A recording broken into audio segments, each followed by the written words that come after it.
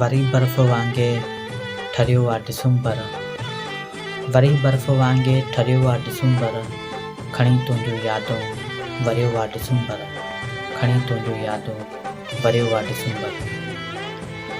ॻोठ बशीराबाद खां ही सिटूं लिखे थो नईम कास्केली।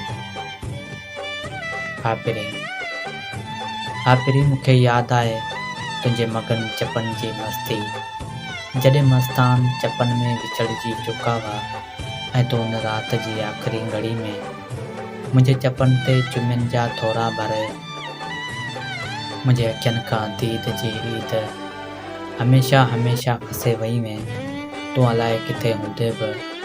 ऐं जॾहिं बि तुंहिंजा नाज़ुक लब सियारे जी सर्द मुंद में कड़ियुनि जो वेस मटायो हूंदो, तॾहिं तो हिकु मिंट बि मूंखे न सारियो हूंदो।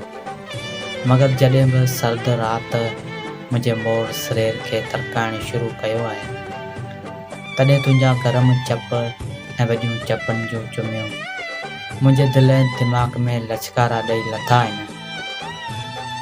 तंहिं पल हथ धक धक कंदड़ दिलि ते रखी तोखे सारे पंहिंजे नसीब ते झिंझणे आवाज़ में रुनो आहियां।